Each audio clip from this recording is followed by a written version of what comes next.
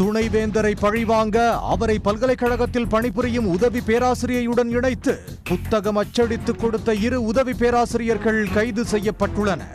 தமிழ்நாடு திறந்தநிலை பல்கலைக்கழக துணைவேந்தர் ஆறுமுகத்தையும் பெண் உதவி பேராசிரியை ஒருவரையும் தொடர்புபடுத்தி 40 பக்க புத்தகம் அச்சிட்டு அதை பல்கலைக்கழக துறை தலைவர்களுக்கு பதிவு தபால் மூலம் சிலர் அனுப்பியுள்ளனர்.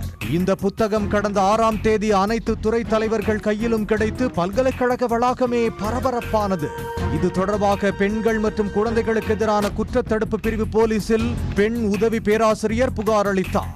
அவர்கள் அறிவுறுத்தலின் பேரில் சைதாப்பேட்டை மகளிர் போலீசார் தீவிர விசாரணை நடத்தினர். தபாலில் அனுப்புனர் தகவல் தவறாயிருந்த நிலையில் பதிவு தபால் போஸ்ட் செய்யப்பட்ட அஞ்சலகத்திற்கு சென்று போலீசார் விசாரித்தனர்.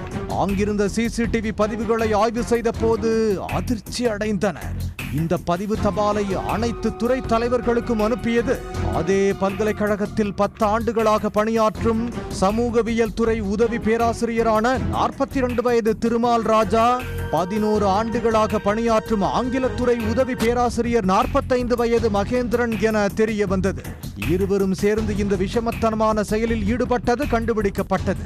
இதையடுத்து பெண்ணின் கண்ணியத்தை அவமதிக்கும் செயல், பெண்களுக்கு எதிரான வன்கொடுமை தடுப்புச் சட்டம் ஆகிய 2 பிரிவுகளின் கீழ் வழக்கு பதிந்த சைதாப்பேட்டை மகளிர் போலீசார் உதவி பேராசிரியர்கள் திருமால் ராஜா, மகேந்திரன் இருவரையும் கைது செய்தனர். தொடர் விசாரணையில் கடந்த 2023ஆம் ஆண்டு ஜனவரி 9ஆம் தேதி துணைவேந்தராக ஆறுமுகம் பதவியேற்றார். அவர் பல்வேறு விஷயங்களில் பாரபட்சமாக நடந்து கொண்டதாக கூறி பல பேராசிரியர்கள், உதவி பேராசிரியர்கள் அவர் மீது கோபத்தில் இருந்துள்ளனர். இந்த நிலையில் அவர் ஓய்வு பெறும் நாளில் பழிவாங்குவதற்காக இது போன்ற செயலில் ஈடுபட்டது தெரிய வந்தது. இதையடுத்து உதவி பேராசிரியர்கள் திருமால் ராஜா, மகேந்திரன் இருவரும் சைதாப்பேட்டை நீதிமன்றத்தில் ஆஜர்படுத்தினர்.